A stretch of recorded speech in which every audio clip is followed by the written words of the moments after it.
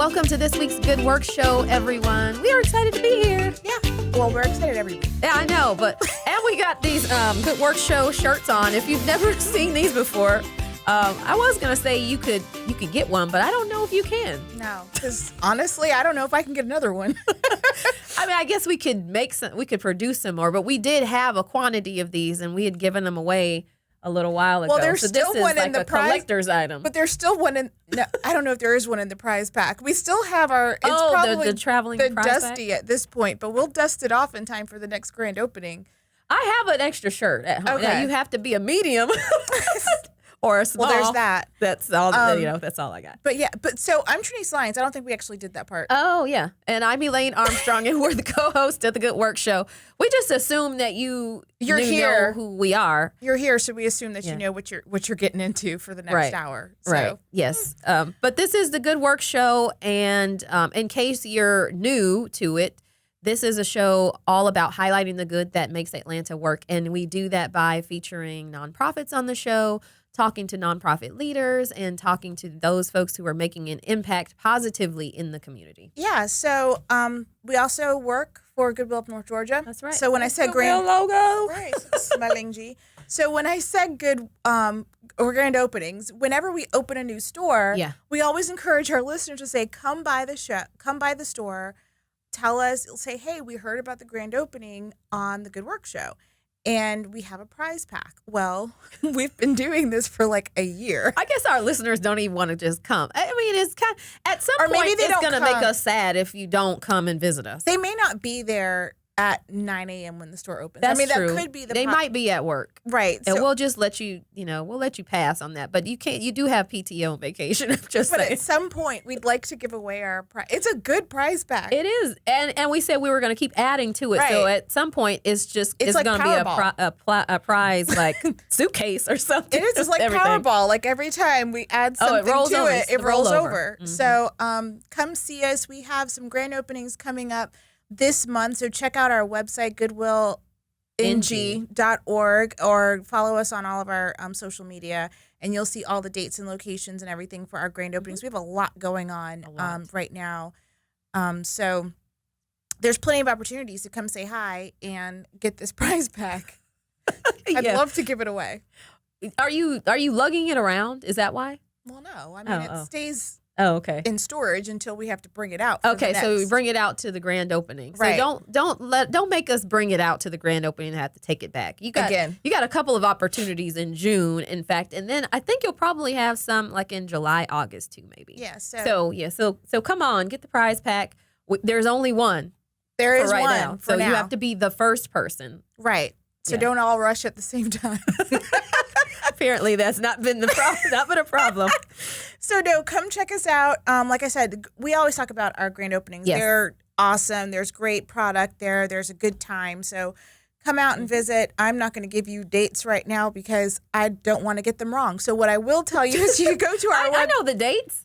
Right, but Oh. Okay. I don't want them to be incorrect. There's a lot going on. So I just want them to make sure that folks get the right thing. So go on the website, social media. Yes. You can either get them, so they can get them on our social media too for the Good Work Show and for Goodwill of North Georgia's social media channels. And we're pretty much on everything. Everything. So except for like MySpace. Don't look for us there. MySpace, I heard, didn't they just wipe all of the content? They should have been wiped. And we're not on Google Plus. Because that's no all longer. of the defunct, and we're not on Snapchat because I don't know how to use it. So. Yeah, I don't even. I call it Snap and Chat. Don't do that. Snap and Chat. It's Snap and Chat. I'm not on it, so I can call it whatever you want. Yes. No, but MySpace, they wiped everything off of MySpace. I guess it was by accident. So people were like, oh no. And then they realized, I don't care. Yeah, well, why would even... I will say there probably were some pictures. Was it announced? Or was it just happened? An accident? Oh. I think they just happened. And people were like, oh yeah, remember all that stuff that you had on MySpace that you probably forgot about, but whatever? Yeah. Yeah, it's gone. So apparently social media channels are able to completely wipe your digital footprint. It's somewhere. It's going to come back at some point. I think somebody's going to reboot MySpace, and it's going to be it. No, they're going to plug it back in. It's going to be MySpace. Control Alt Delete MySpace. Just 2.0 or whatever. They're going to try. Somebody's going to try to revive. Well, they tried to revive it and tried to make it like a music platform for bands and stuff. And then, but I will say there probably were some pictures in MySpace that I don't know where else they would have existed. Oh, you mean on your MySpace? On my MySpace. Oh, okay. I never had MySpace, so that's pretty good. I was an early adopter in all things social media, which is why all of my personal handles are. They're your name. Yeah. So I was able to jump in. I mean, I'm one of those very few people that actually just have my name as in they're open. So whatever, follow me. It's interesting out there, so you don't know what you're going to find if you do. But, I mean, all of my handles are my name. So I was like, oh, well, that's helpful if you've had a Twitter account for. Yeah, if you started in the beginning. I think mine is a combination of my first and last name. But my first name is probably a little more common than your first name. I think yours is a little bit more common. Yeah, even though all the people I know who have an Elaine as a first name are old. Everybody says it's like an old name. It's like, oh yeah, my great grandma was named Elaine. Like Bertha. Well, no, it's not like Bertha. If your name is Bertha, that's a great name. But my name is not Bertha. It's got gravitas. Anyway, on you know what else is a today? Good name? Yes, Brandon. That's a great name. Brandon is a great name. So Brandon Frame is going to be our guest in a little bit after the break. He is an author, but he's got a super, super important title. So it's Deputy Director of the Urban Assembly in New York City. But basically, he is coming to talk to us about the organization and the program Building a Better Brother. Super cool organization. July is all about dads and grads, so it's about Father's Day. Oh, is it June? Oh, yeah. So June is about dads and grads. Anyways. We'll just skip right past it. We'll just keep going. I know. But anyway, it's all about, Father's Day. And so he's doing a whole thing about, lifting fathers up and teaching them how to be better fathers and how to do some things that are super cool that as a dad, you might not be the best at, but you can go into this competition like that he has, and you can compete to see like if your dad's the best at X, Y, and Z. So it'd be kind of cool. Yeah, so we're looking forward to talking to Brandon and hear what he has to say. Mm-hmm. And then you're going to get a little bit more of us a little bit later. Yeah. So we have some other stuff to talk about, so share with you. So super exciting show. What else is going on? So we did mention social media, but really we want you to follow us on there because one of the things that we encourage our listeners and now our viewers to do is to recommend people to be on the show. So we find a lot of the organizations that we feature here through people just like you who are listening and say, oh, I volunteer for this organization, or I work there, I'm on the board, or I give. And they're great, and you should have them on the show, and we will absolutely have them on the show. So we want you to do that. So we want you to refer folks to the Good Works Show. You can email us at goodworks@ging.org. I don't know what I was getting ready to say. ging.org. So Good Works with an S at the end at ging.org, or just, DM us or tag us on any one of the social media platforms that you're on. And you'll be able to get your organization featured on the show. It's super easy. It's the best interview that they'll ever have because it's all about the organization. We don't want to know anything. We don't want to any scandals, any bad stuff, none of that stuff. It's all good stuff. And so it'll be a great time for them to get featured. And if you want to, we actually share the questions in advance. So there are no surprises. That's true. Everybody knows what they're getting into when they come on for the most part. Yes. They know what they're getting into when they come on the Good Work Show. So, please share with us your recommendations. Some of the best guests that we've had are just organizations that we would have never known about. So and that's something I think that's really important. So there's organizations that are out there like Goodwill. Right.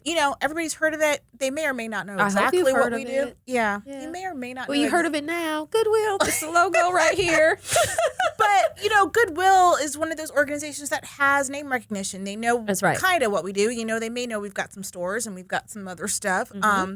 But there's some organizations out there that are doing incredible work every single day, and they're just kind of going along and, fighting the good fight, but nobody knows what they're doing. So those are the organizations that we really do like to have the opportunity to share with you and tell their story, or have them tell their story about what they're doing. And we've learned a lot. I'm sure there are some guests that we've had in the past that we're going to bring back on in our new home that I still talk about. And I tell people, and I'm like, you need to go on this website and see what these people do, because this, the services that they provide or the information that they have to share is so great.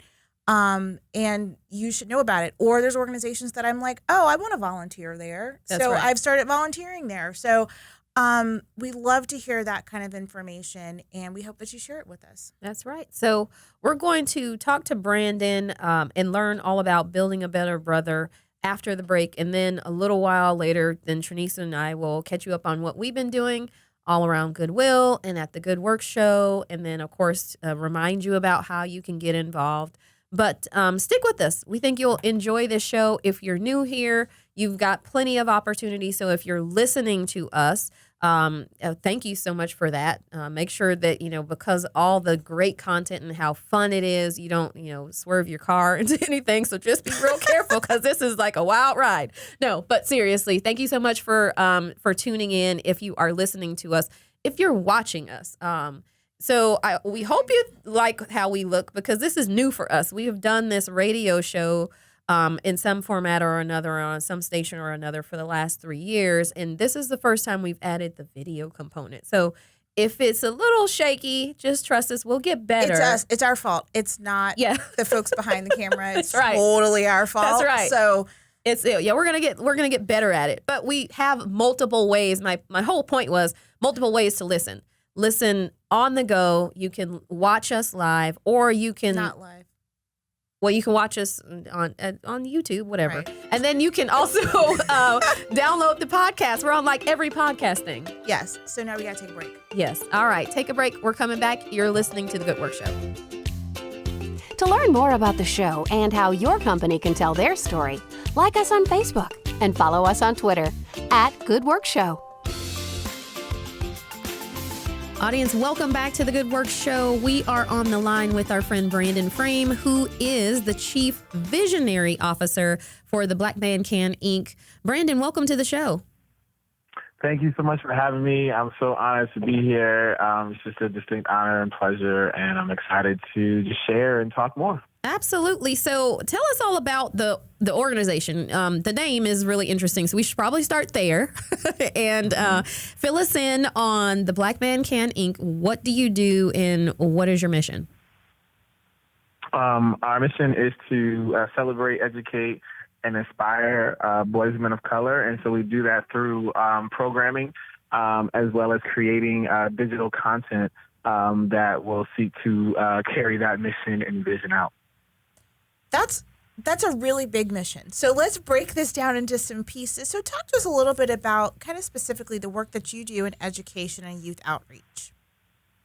Yes, absolutely. So on education, I've been an educator now for 10 years. Wow, I just actually thought about that. 10 years. So I started at the Fessenden School in Newton, Massachusetts. So it's a private boarding school. And then I spent 7 years in Hartford, Connecticut as a school administrator. And now in New York City, where I oversee about 20 different schools around social and emotional learning. And so through all these different experiences also led me to create the Black Man Can, which was to create, opportunities and programming specifically for boys of color to help them develop into men, as well as allow for them to see positive images and narratives of themselves. Wow. So what are you hoping that they're going to accomplish at the end of the day? I mean, you've got these programs, you're working with kids all day through, your teaching, but then you're layering on these other things that will really kind of help them grow into strong young men and older men. So can you talk to us about what the end goal of that is? Yeah, the end goal is to allow for them to build or to develop and build skills. I think, when we think about our youth and we think about the next generation, what's most important in math, English, science, history, foreign language are all, amazing content areas that students need to know and learn. You got to read, we've all read To Kill a Mockingbird and all these wonderful, great literature and whatnot, learn great history. But what I really want students to develop is various skills around self-management, self-awareness, positive self-identity. Because when we think about life, those are some of the skills, and those are the things that we need to know, and those are the mindsets that we need to have in order to persevere, to pursue excellence with impeccable effort, to turn stumbling blocks into stepping stones. That's how you do those things, and those are the challenges that you're going to face in life.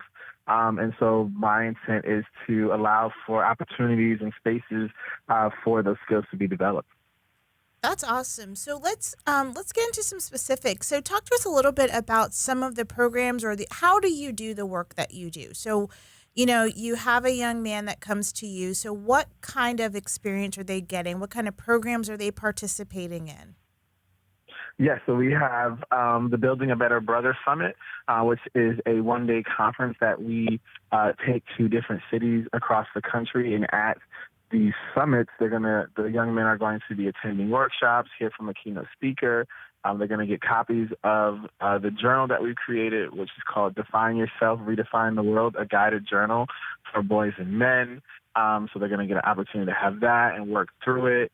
And they're also going to receive a tie, and they're going to learn how to tie double wings or not.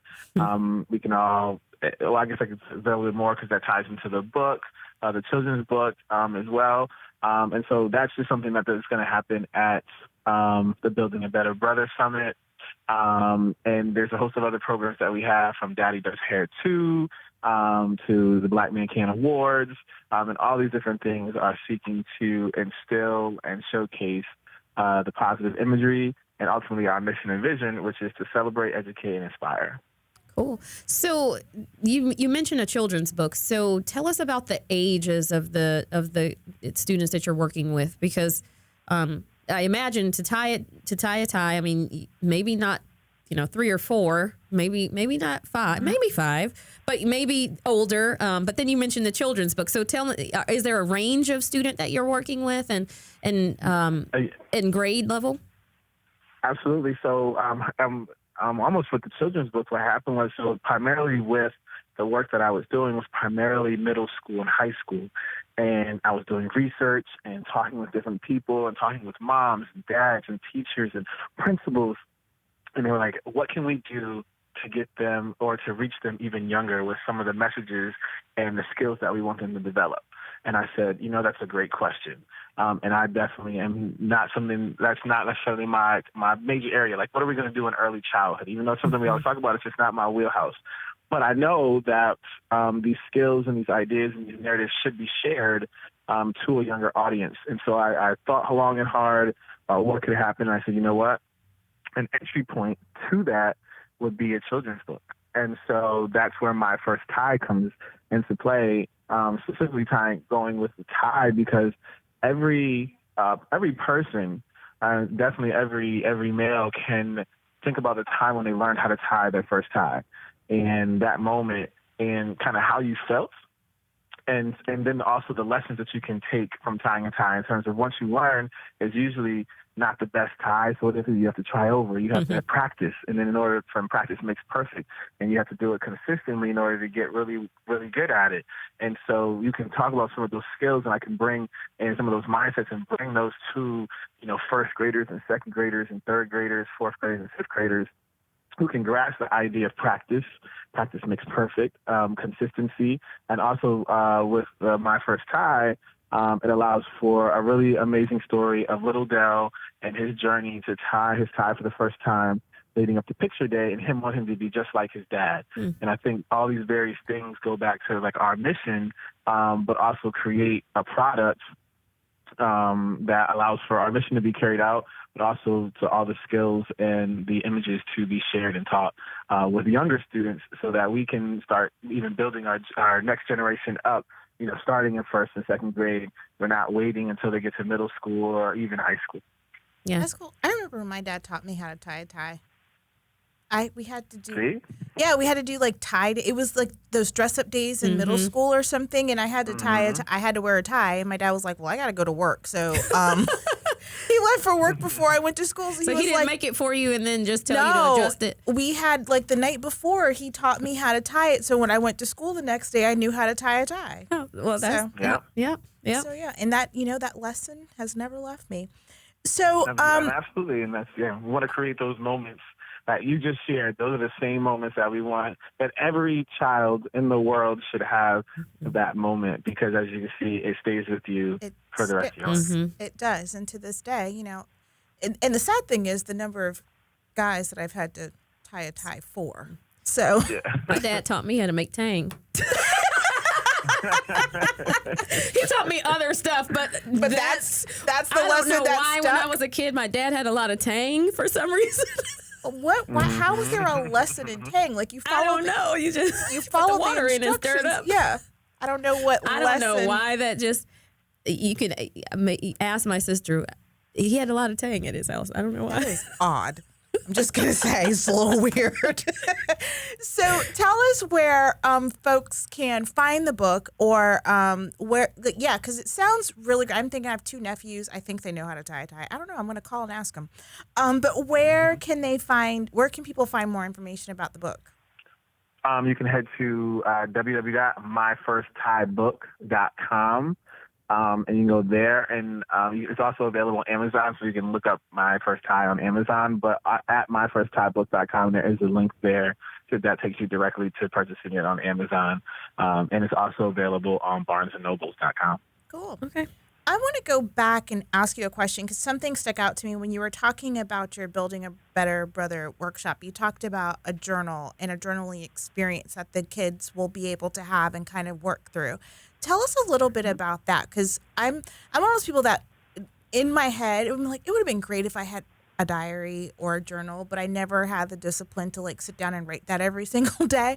So what is that journal, and kind of what are the participants getting from using that?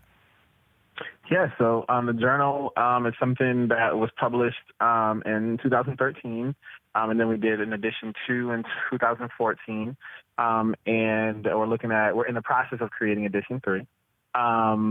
But it's a journal designed for everybody, but we specified boys and men, and in it has 20 different sections, and in each section there are guided questions and quotes to help you walk through different topics, from fatherhood to words of wisdom to education to leadership. And those are just a host of different topics that allow for you to think about that particular topic and how you can kind of navigate that, or what are your thoughts, and then write those thoughts down so that they become action steps, right? We have a lot of times we're always sitting and we're thinking, whether we're sitting on the train or driving or wherever we're at, but a lot of times we don't take our words and put them and write them down, as well as opportunities to just reflect, right? So if we have a particular essential question or a quote, and you can just kind of reflect with your thoughts on it, and then come back to it, you're like, oh, wow, okay, I see, my rationale why I was thinking a certain way, which then allows for you to make a decision or move forward or move past a particular topic or an idea or something that you're dealing with. And a great way to do that is to write it down. So we want to have that self-reflection through the written word, as well as developing positive self-identity as well through journaling. Cool. So, Brandon, we're going to take a break in a second. We want you to hang on with us and come back, but we know you're doing some cool things in Atlanta. So you mentioned that you were teaching in New York, and you've kind of been around the country teaching in a different capacity. And then, of course, you've got the nonprofit that kind of covers lots of space across the country. But you're going to do something here special. So we want to talk about that. And then also, we didn't ask you, and we probably should have, about how the students get to you. Do they self-select? Are they referred? Do you pick them out of your classrooms and all that good stuff? So anyway, we're going to take a break. We'll come back and we'll talk a little more. You're listening to The Good Work Show. To learn more about the show and how your company can tell their story, like us on Facebook and follow us on Twitter @Good Work Show. Audience, we are back with the Good Work Show, and we are chatting with our friend, Brandon Frame, who is the Chief Visionary Officer, nice title, for the Black Man Can Inc. And he was telling us all about the organization. So it's an organization where he is teaching young boys all the way down from, first, second, third grade, all the way up to high school, really trying to pour into them and help them become really strong men and fathers, and has a lot of programs, including how to tie a tie, how to become a better man, and even a children's book that you can buy on Amazon, by the way, myfirstttiebook.com, or at Barnes & Noble. So, Brandon, I'm going to let you jump back in here. Thanks for holding on after the break and sticking with us. But you've got something in Atlanta. So you're a teacher in New York, and you have been, running this program for how long now? It has been 9 years. 9 years. Wow. So, and now you're expanding, of course, and you've got something coming up in Atlanta. Talk to us about Daddy Does Hair Too. Yeah, so Daddy Does Hair Too is another one of our events that we do under our organization, and it's really to showcase that dads are doing a lot of different things that aren't often recognized for or shown in the media doing. And so we are having dads, they're going to be on the stage in front of a huge crowd, and they are going to be doing their daughter's hair and getting instruction from a hairstylist. We have some dads that's kind of what they do because they are the ones in the house doing the hair. And then we also have some dads going to be doing it for the first time because they want to learn. And we also want to create opportunities for dads to have a bonding experience with your daughter. There's lots of different ways you can bond with your children, but I think one aspect of that is to be able to learn how to do your daughter's hair. The other thing that we also gain from that is that I think there's also times, just as men, you take things that women do for granted, or that moms and wives do for granted, and that is also doing the child's hair and thinking about getting them to see, like, oh, okay, so I see why she has to plan, her hair and the daughter's hair around. Like, we have to go somewhere, and she got to do her hair. Wow, I just didn't know that it took so much, to do that. So I think the event accomplishes so many different things for so many different people, but ultimately we want to just showcase dads doing hair because, as the title says, daddies do hair too. So is it a competition? Like, is it going to be like, okay, who's doing the best ponytail? Who's doing the best French braid? Like, no, we're not going to do. We've done it as a competition, and that works. And that's when it gets really competitive. I bet. I believe that. Ladies, they're like, "Come on, Dad, get it together, Dad." I could see the dads getting into the competition though too.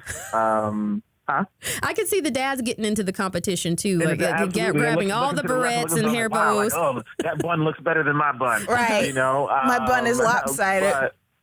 Yes, but this one, all the dads are walking away with $200 nice. in product and gifts.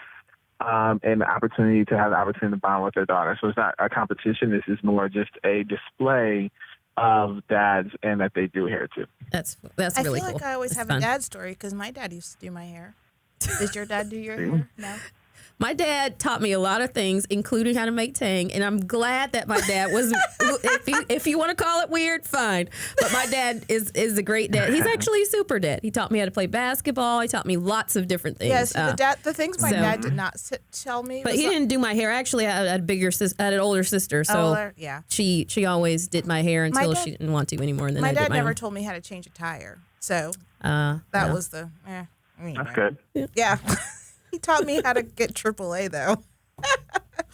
So, Brandon, tell us a little bit. I'm just interested, like, the work that you're doing is so cool, and you're up there, we talk a lot about the fact that there are, this lack of or not enough, especially young African-American men who are teachers and that kind of, especially in some of these younger age group. So talk to us a little bit about your backstory, because I think you do have a little bit of an Atlanta connection, and kind of how did this become your calling?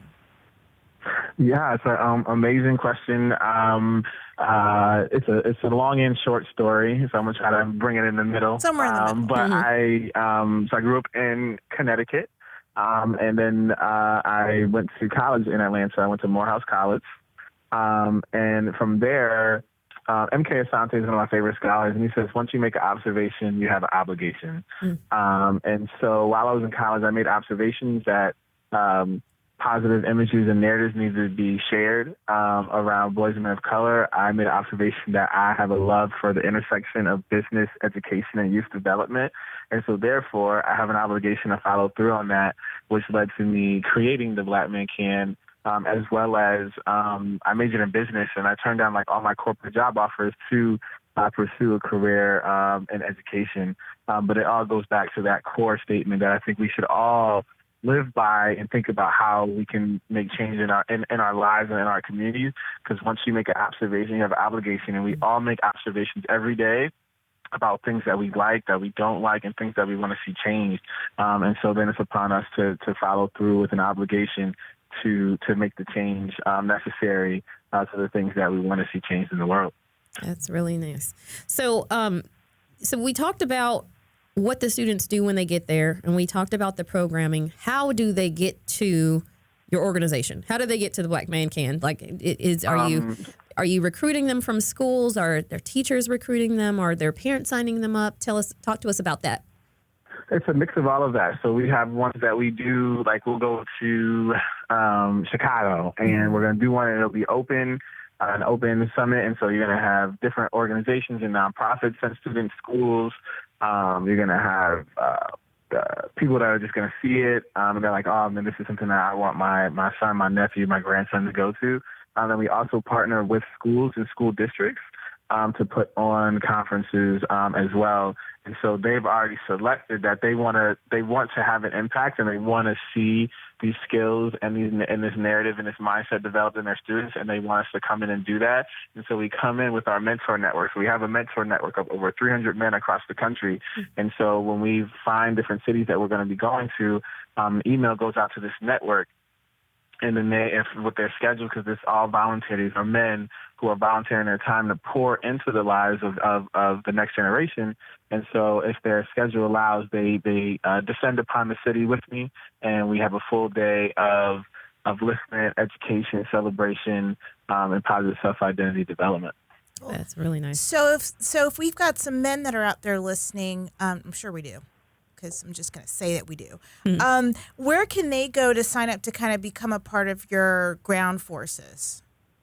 Absolutely. You can head to www.theblackmancan.org, and then there'll be a tab, I think it says partner, and you can go there, and then when you fill out the information, it'll come directly to the email address.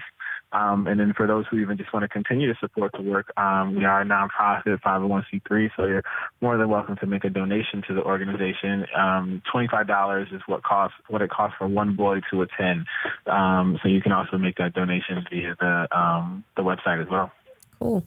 So, Brandon, you've been doing this for 9 years. I know you've met a family or a student or even a dad, through your program that has really touched you or really made big strides because of the work that the Black Man Can has made in the impact in their lives. Can you talk to us about one of those folks? Yeah, I would love to share two stories, and I'm going to keep them short because I know we have a time thing going on. But one is I went back to a city, Wilmington, Delaware, to do some follow-up work and some other stuff. And I was walking down the street with some of the guys that were partnering and working with, and I ran into a young man. And I don't necessarily get to meet all the young men because I'm putting on the event, but he did remember me, and he said, "Hey, you're Mr. Black Man Can." I said, "Yeah, I guess that is me." And he said, "At the summit, you said that once we learned how to tie a tie, we had to pay it forward." And I said, "Yeah, right, I did do that." So I asked him, "How did he pay it forward?"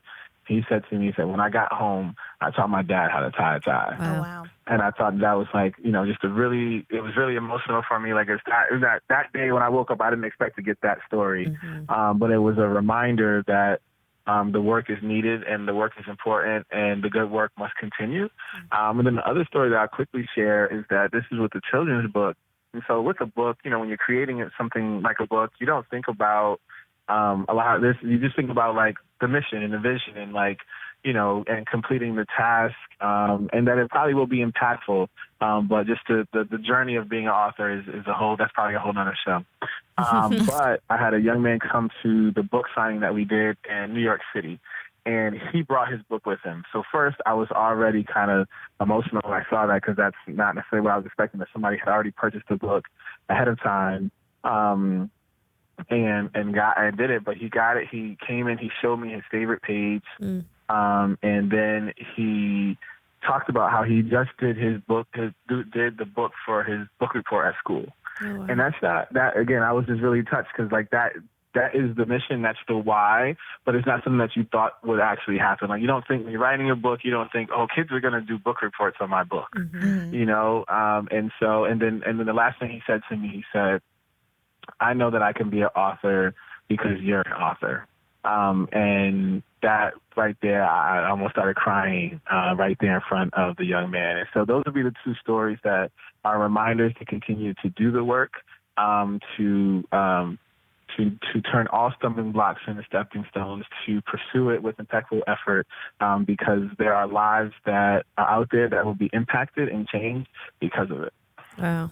You know what? Awesome stories. I'm so glad that you shared those, and even better, awesome work that you're doing for the last 9 years. We look forward to hearing about that 10th year. Really quickly, give us that website address again. www.theblackmancan.org and www.myfirstthaibook.com. All right. So, everybody, this is Brandon Frame, who is the Chief Visionary Officer of the Black Man Can. Brandon, thank you so much for being on the show with us today. We really appreciate it, and super inspiring work that you're doing. Continue to do what you're doing. Thank you so much. Absolutely. You're listening to The Good Work Show. To learn more about the show and how your company can tell their story, like us on Facebook and follow us on Twitter @GoodWorkShow. Welcome back to The Good Work Show. We hope you have enjoyed our guest today, Brandon Frame, Building a Better Brother. Really cool organization. And just in time for Father's Day, doing all of those really cool activities just in time for Father's Day. So happy Father's Day, everyone, from The Good Work Show. I know, as much as we talk about our dads on this show, we should probably mention that. Yep. So Father's Day is the time where, this is a time where if you need any tools or anything like that, you should really go into the store. So true. Or any gadgets or random stuff for your car. This is when it's going to be on sale.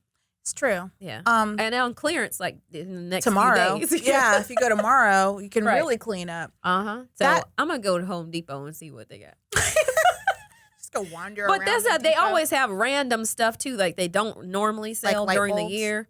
Well, no. Like random stuff that it's like the Father's Day kid stuff. Kit. Like, the board games and just like unique stuff that stores have out because they think, oh, you're going to get that for Father's Day, but you might want it just in general. But it's always wooden. It's always like some wooden version of a board game. So like, every that's kind of neat though. I know. Well, yeah, but it's like one of those things where it's like, okay, it's Monopoly, but then like the Father's Day edition, everything's made out of wood.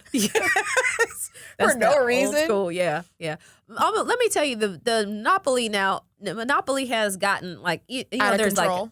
There's a million versions of it, but so my daughter and her friend came over and like, let's play Monopoly. I was like, let's not play Monopoly because Monopoly is the game that you have to play all day. Like I don't have all day to play it. Like I want to win and then move on. Right. So, but they were like, no, let's just play this Monopoly. So I was like, okay, I'll indulge y'all. Let's just play it. So, but they had the Monopoly where you have a black card. So I was like, okay, this is kind of neat.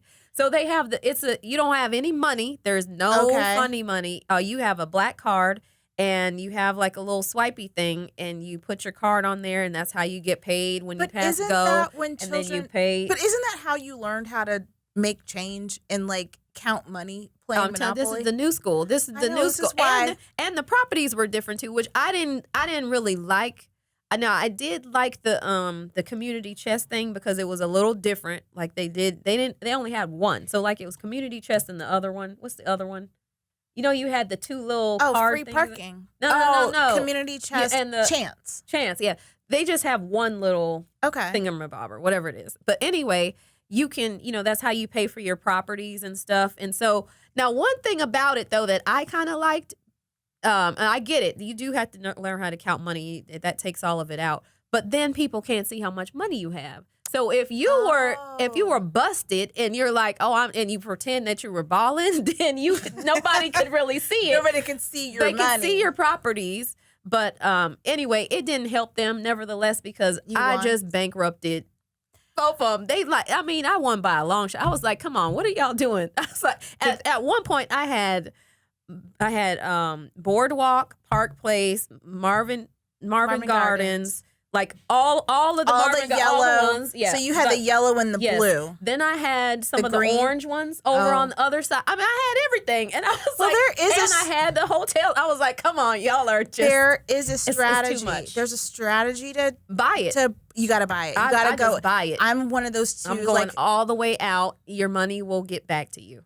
Yeah. Everything I land on, I buy. Yeah. So I don't buy everything because I don't buy Oriental and if it's just like I got everything else in Oriental, I land on it. I like whatever. Well, no, when I'm starting out, if I land on it, I buy it because my thing is this is my strategy. You don't want to pay rent? No, I don't want anybody else to be able to get the monopoly to build on it. Oh, okay. So I'm a squatter until I can, and then I make side deals. Yeah. Well, and see that now it's a little harder, I think, to do the side deals when you have the card thing. But it was kind of neat, though. I see now that we never need to play Monopoly. Why?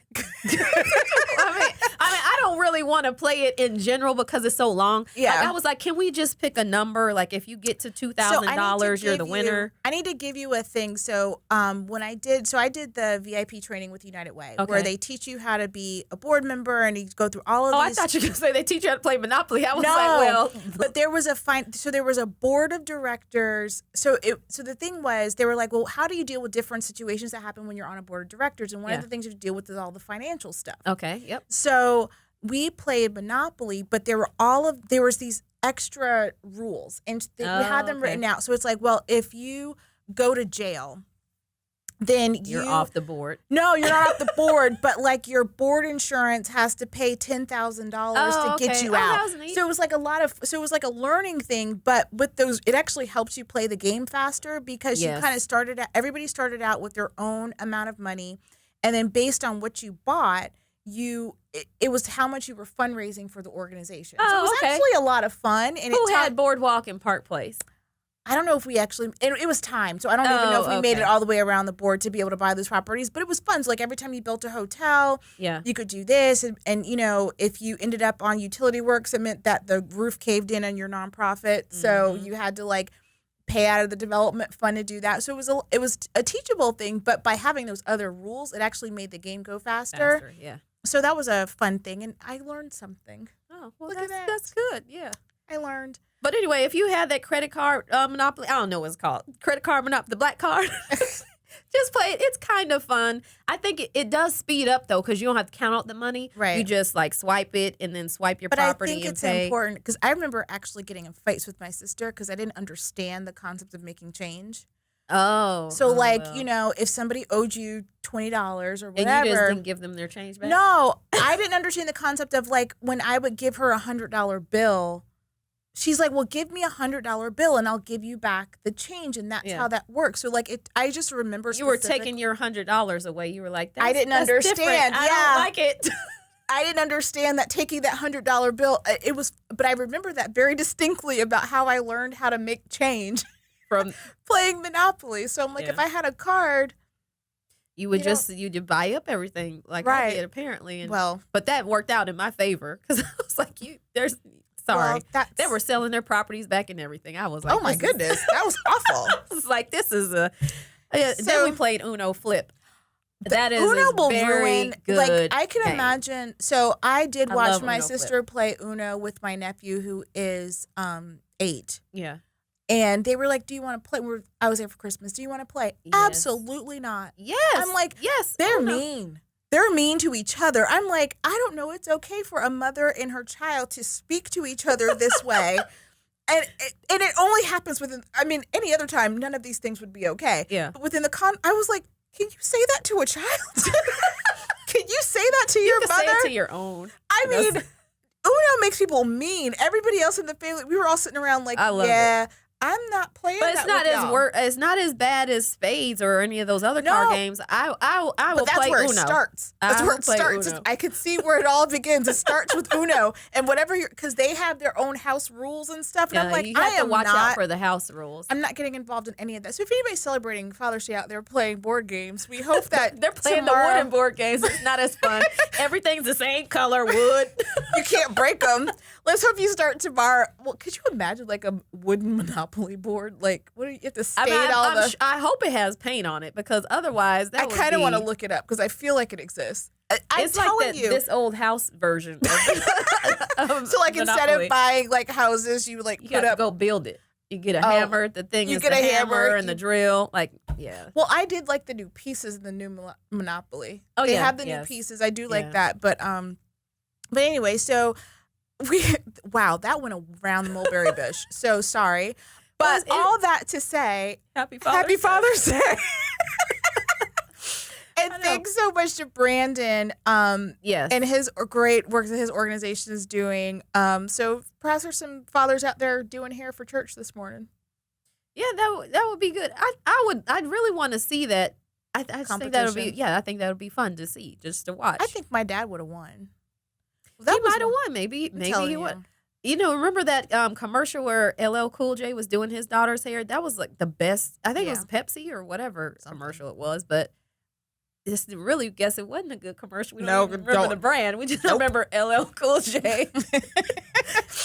Maybe that wasn't the best commercial, but yeah, he was in it. It was, but I do remember like growing up because I said my mom was getting her master's and somebody had to do stuff on the weekends and she was like, peace.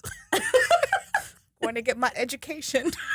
Then y'all broke out the wooden Monopoly. And then we broke out the wooden Monopoly and did all of the dad things on the weekend, which really wasn't anything. So anyway, thanks out there to all of the dads and the great fathers that are doing good stuff. That's right. And congratulations to anybody who graduated. There's lots of graduations. We had 3 at Goodwill for this season. We always have 3, but a big shout out to all of the graduates of Goodwill's programs. And then, of course, if you graduated from anything else, whether it was a small program, a small school, you got a degree of some kind, maybe you finished a training program or something, congratulations. Keep it going. Mm-hmm. You got our support here at the Good Work Show, and just keep soaring. I want to graduate from something again. Every time this year when I hear Pomp and Circumstance, I'm like, I want to graduate again. But then I think about it, and I'm like, yeah. But what's left? What is the point of graduating just so you can get the gifts? I mean, what is it about graduating that you like? I like the whole pomp and circumstance of graduation. I really like it. Just the wearing the hat and stuff? Maybe. I still have mine, so maybe I should just play the music and wear the hat around my house. Just wear it around. I mean, because if that's all you want. Now, I can see if you're like, oh, the party afterwards or my family coming. You just want to wear the thing. I would go back to school. Like, if I won Powerball and didn't have to work, I would go back to school. I don't know what kind of. I would. There would be no reason for me to learn anything. It would be really long. My money, I'll be playing Monopoly in real life. I wouldn't go back. I wouldn't be place. Let me go buy everything. I wouldn't go in school and like, I have to be there like every day. I would want to take like a class a semester. I would. Oh, so you're just going for enrichment. Yeah. I'm not. But I can enrich myself in the mall. Or on vacation. On vacation, that's true. Somewhere all that else. To say, congratulations, grads. Aspire for greater things than winning the Powerball. I don't know. I know it's actually pretty. It's not bad. So I might go play.